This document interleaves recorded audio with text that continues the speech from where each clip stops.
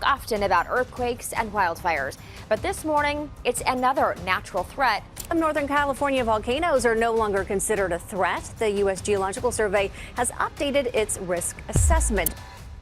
USGS has escalated its volcanic alert system to red, signaling that a full-scale eruption may be imminent. Mount Rainier and Mount Hood, two of the most prominent peaks in the Cascade Range, are now under intense scrutiny. Seismic activity, gas emissions, ground deformation, and satellite imagery have all converged to paint a picture of volcanic unrest growing toward a potential climax. The red alert is the highest warning level in the USGS system, reserved for cases where emission of significant ash, lava, or pyroclastic activity is considered likely or already underway. The implications of such an alert are profound, not just for the immediate region surrounding the volcanoes, but for communities, infrastructure, air travel, and even national readiness. Before we start, smash the like and subscribe buttons for more updates. The decision by USGS to raise the alert to red is never made lightly.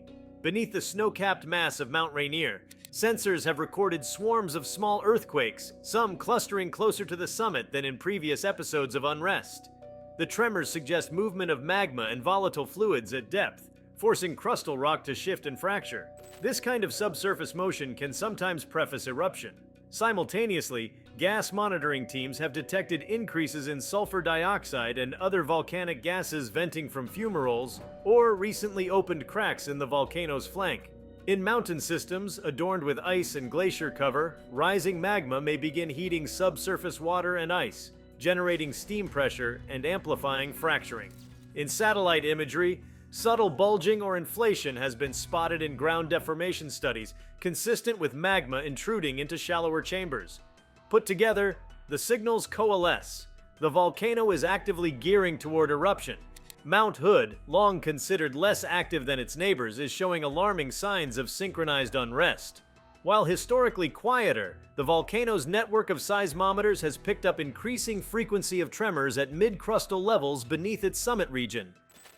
Ground tilt meters, once stable, are now registering outward motion consistent with inflation. The remarkability lies in how both peaks are showing signs of stress at the same time and in the same tectonic regime.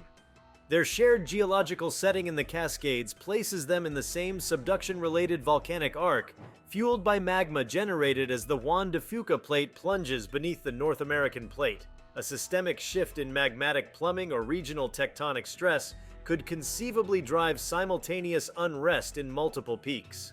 With the red alert in place, emergency management authorities, federal agencies, and state governments begin ramping up readiness measures. Communities in valleys and river drainages beneath these volcanoes must be considered at risk, especially from lahars, fast, destructive volcanic mudflows composed of volcanic debris, water, snow, and ice. The most feared scenario involves a partial collapse of the volcano's flank or rapid melting of summit ice, which can trigger lahars sweeping down river channels at tens of kilometers per hour. These flows can travel far beyond the visible foot of the mountain, engulfing towns, infrastructure, roads, and bridges. Historical records show that in past eruptions, lahars have traveled tens of kilometers beyond the base, burying lowland areas and glassing through forests. The red alert activates protocols for lahar detection systems, networks of acoustic flow monitors, and seismic sensors tuned to detect sudden ground vibrations from fast-moving flows. Public alert systems, sirens, and communication channels must stand ready to warn and evacuate populations downstream. Ashfall is another major hazard once the volcano enters an eruptive phase. Fine volcanic ash injected high into the atmosphere can drift downwind over broad regions, depending on wind patterns. The cities around Seattle, Portland, and beyond could face layers of ash that damage engines, clog air filters, and render visibility nil. Airports will likely shut down, air traffic controllers will impose no-fly zones, and regional commerce could grind to a halt. Critical sectors like agriculture, transportation, and public health must brace for ash accumulation, which can contaminate water supplies, collapse roofs, and deliver respiratory hazards to populations. Electrical systems may fail or short out under conductive ash layers, and cleanup will require coordinated logistical efforts on a large scale. The red alert triggers a delicate balance for scientists. They must continue to refine their models, update hazard maps, and route real-time data through observatories without triggering panic. False alarms risk eroding public trust. Delayed action risks loss of life. USGS and its volcano observatories, such as the Cascades Volcano Observatory, will issue frequent updates, calibrating the alert level as data evolves. Even under red, eruption is not guaranteed, yet the indicators justify treating it as a credible possibility. As magma rises, it may stall or drain off, perhaps aborting a full eruption, but under red, authorities cannot assume retreat. Crucial to forecasting is distinguishing between hydrothermal activity, hot fluids escaping deeper systems, and true magmatic intrusion. Many volcanoes experience gas venting or small seismic swarms without erupting. These are part of background behavior, but the combination of deep earthquakes, high gas flux, ground uplift, and satellite thermal anomalies converge toward a high probability scenario of magma reaching the surface. Scientists will watch infrasound sensors, especially tuned to explosive signals, as well as continuous tilt and GPS networks to detect directional changes in ground strain. If a dike or conduit begins propagating upward, the rate of seismicity may accelerate dramatically and become shallower, signaling the likely onset of surface rupture. The interplay of the two volcanoes adds a complicating dimension. If magma stress or tectonic loading is shifting across the arc, an eruption at one peak might affect the plumbing of neighboring systems. Cleared pathways or pressure release in one magma reservoir might propagate stress changes to an adjacent volcano. Should Rainier erupt first, the seismic waves and pressure unloading could perturb Hood's subsurface systems. That possibility amplifies risk because authorities cannot focus entirely on one peak while neglecting the other. Simultaneous emergency planning becomes imperative. Critical strategic decisions lie ahead. Authorities must decide when to implement phased evacuations. They must calibrate alert thresholds for raising civil defense zones, road closures, and airspace control. Evacuation corridors and staging areas demand preparation. Emergency services must coordinate across county and state lines, assembling shelters, stockpiling respirators, masks, water supplies, and ash cleanup equipment. Cross-agency coordination involves local governments, the Federal Emergency Management Agency FEMA, the National Transportation Safety Board for Air Travel, the Federal Aviation Administration FAA, public health agencies, and utility companies anticipating disruption. The logistics of moving people out of vulnerable zones require careful planning. Many communities are situated in broad river valleys downstream from the volcanoes, crisscrossed by highways, rail lines, and critical infrastructure. Traffic bottlenecks, limited exit routes, fragile roads, and limited time windows create significant challenges. Evacuations during heavy precipitation or darkness make the situation more perilous. Ensuring that vulnerable populations, elderly, disabled, medically dependent, receive assistance is essential. Evacuation drills will likely accelerate. Communication networks must remain resilient, even under ash or seismic interference. Public messaging must tread carefully. Authorities need to avoid fueling panic, but also must prepare the public to respond rapidly to any orders. One of the more nuanced threats under red alert is that a volcano may produce a phreatomagmatic eruption, where magma interacts with water, leading to explosive fragmentation of rock and ice, creating violent ash plumes, pyroclastic surges, and ballistic ejecta. Because both Rainier and Hood harbor glaciers and snowfields, meltwater beneath the surface may interact unpredictably with ascending magma. That increases the possibility of sudden violent eruptions with a high ash output. Pyroclastic flows, superheated fast-moving flows of ash, gas, and rock might hug flanks of the volcano, obliterating anything in their path. The range of effects would be extremely dangerous near the volcano, but even further, heavy ash and volcanic debris might cascade down slopes, feeding catastrophic avalanches or debris flows. Weather plays a pivotal role in determining the extent and direction of hazards. Prevailing winds at altitude will carry ash in specific directions, which can shift diachronically. Rainfall can trigger secondary hazards. Heavy ash mixed with rain becomes heavy and viscous, setting on surfaces and collapsing weak structures or disrupting drainage. If lahars coincide with heavy rain, flows may become more mobile. Forecasting specialists must provide ash dispersion models, lahar flow simulations, and risk maps to emergency planners in real time. The timing of the alert is also strategic. Red alert implies imminent eruption, but officials might have several hours or even a few days to refine response plans. That window is fragile, too early, and the response can exhaust resources. Too late, and evacuation becomes impossible.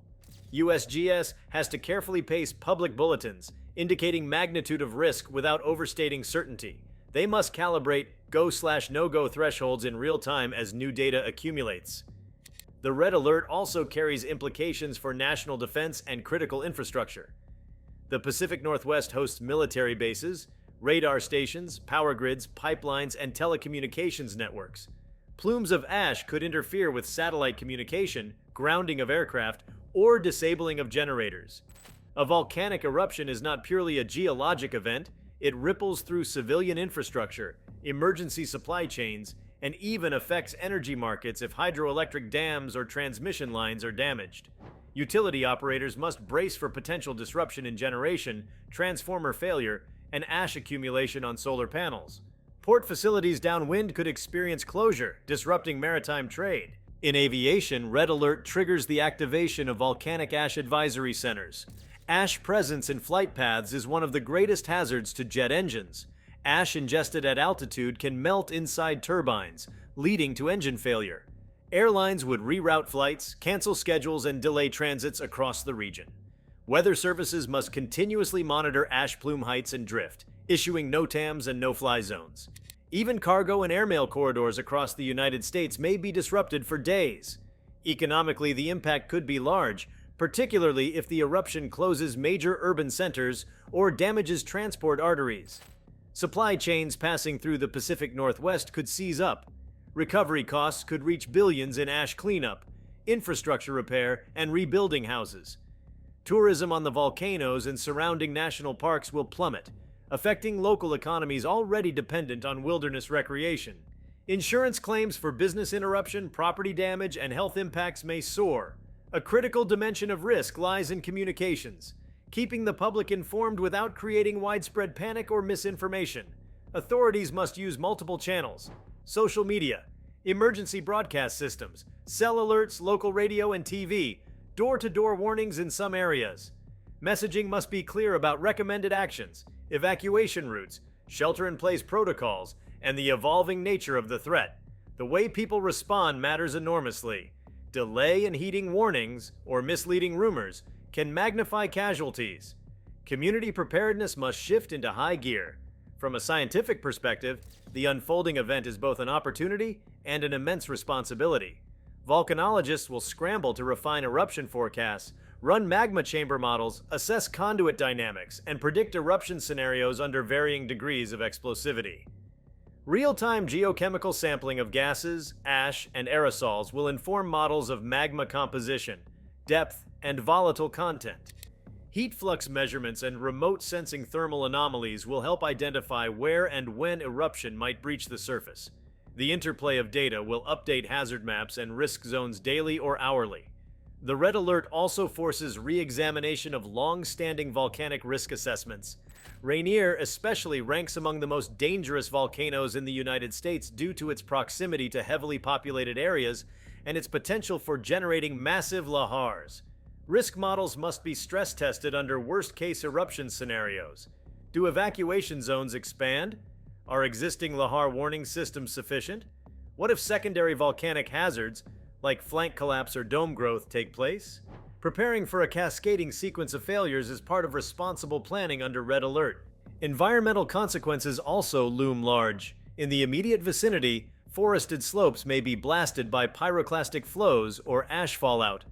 Rivers will carry sediments downstream, altering channels, burying aquatic habitat, and impacting water quality. Airborne ash can travel hundreds of kilometers, dispersing fine particulates over wide areas. In high-altitude jet streams, volcanic aerosols may spread across the continent, sometimes causing climatic perturbations for months, scattering sunlight and altering aviation and weather patterns. The psychology of a red alert in such heavily populated regions is sobering. People living in river valleys below the volcanoes will face the tension of deciding when to evacuate. Will they leave early or wait for confirmation? Historical experience teaches that hesitancy is often lethal in volcanic crises. Authorities may have to impose mandatory evacuations even if some residents resist due to fear of looting or disbelief. Building social trust and rapid response is essential. The credibility of scientific institutions and emergency management agencies becomes vital in those tense moments. Communities far from the volcanoes may dismiss the risk until the first ash cloud or seismic tremor is felt. Communication campaigns will need to reach even remote towns and rural areas, warning of ashfall, advising closures, and preparing hospitals for respiratory burdens. Civic institutions must brace for unexpected demands. Schools, transportation departments, hospitals, and utilities must prepare continuity plans under disrupted conditions. Local media will be crucial in disseminating updates, countering misinformation, and reinforcing instructions. Scientists must also prepare for the possibility of surprise behavior. Volcanoes sometimes erupt in ways that defy expectation. Multiple vents opening, eruptive pauses and restarts, transitions between explosive and effusive phases or collapse events. Modeling must incorporate branching scenarios and probabilistic branching. Surge phenomena like pyroclastic density currents or directed blasts can race downslope unpredictably, and their occurrence may even challenge traditional hazard maps. Red alert status assumes none of this can be dismissed. Emergency planners must stay agile. One intriguing possibility: if magma reaches the surface at one volcano, the stress relief could redistribute pressure in the regional magmatic arc, potentially triggering or suppressing activity in neighboring volcanoes. If Rainier opens first, the magma chamber beneath Hood might relieve stress or be destabilized, either suppressing eruption or advancing it. The precise plumbing geometry is complex and poorly constrained. This interconnectedness raises the stakes. One eruption could cascade into a larger regional episode, or at least complicate response efforts across multiple volcanoes. In the background of all this lies the tectonic stage. The subduction of the Juan de Fuca plate beneath the continent continues steadily, providing magma flux and tectonic stress. Changes in plate coupling, slab geometry, or mantle flow may modulate magma pressure and stress across the arc. Large regional earthquakes could perturb magma systems. In effect, volcanic eruptions are the surface expressions of deep tectonic dynamics. So red alert status signals not just local peril but potential arc-scale adjustments. The timing, magnitude, and style of the potential eruption remain uncertain. Will it be a powerful explosive event, hurling ash high into the stratosphere? Could it remain a dome-forming, relatively gentle eruption? Will multiple vents open? The trajectory depends on magma composition, volatile content, and conduit geometry. One scenario involves an explosive Plinian column that injects ash and aerosols tens of kilometers upward. Another more moderate scenario might favor lava flow with limited ash. Each outcome demands a distinct response posture. One sense of urgency revolves around nature of pre-eruption signals. As magma ascends, seismicity rates often accelerate. Ground deformation spikes, gas emissions surge, and thermal anomalies sharpen. But the windows between signals and eruption may narrow to hours. That leaves precious little margin for error. Authorities must remain poised to shift from alert to evacuation in rapid sequence. The red alert designation forces readiness during that vulnerable window. Because both volcanoes are in national parks or near protected wilderness, managing access and land use is also vital. Trails, roads, campgrounds, and climbing routes may be closed. Park authorities must work with USGS to calibrate when to shut down access while still allowing efficient monitoring operations. Aircraft overflights, ground access for instrumentation deployment, and safety zones all must be coordinated under the red alert posture. Public perceptions will matter. Many people know Rainier and Hood as iconic peaks, safe backdrops to life in the Pacific Northwest. Convincing residents accustomed to geological quiet that the threat is credible requires careful communication. Scientists may hold press briefings, distribute hazard maps, and simulate likely scenarios to shape understanding. If public skepticism delays evacuation or preparedness, the consequences risk becoming catastrophic. In the realm of disaster readiness, the red alert is the ultimate stress test for emergency management systems. Command centers will simulate eruption sequences, test interagency coordination, and activate standby logistics. Stockpiles of masks, water, medical supplies, and heavy equipment for ash removal will be readied. Local agencies must ensure fuel, communications, transport vehicles, and staff are ready to deploy. The moment the volcano moves from warning to action, those systems must operate without friction. In short, the red alert issued by USGS signals a volcano at the edge of eruption. Rainier and Hood are under unprecedented scrutiny as data streams flash warning signals. Every seismometer blip, gas readout spike, and pixel of deformation may carry meaning. Communities downstream, transportation networks, air traffic, power infrastructure, and the entire civic readiness apparatus must respond. The threat is not abstract. It's a tangible escalation, carrying potentially catastrophic consequences across multiple dimensions.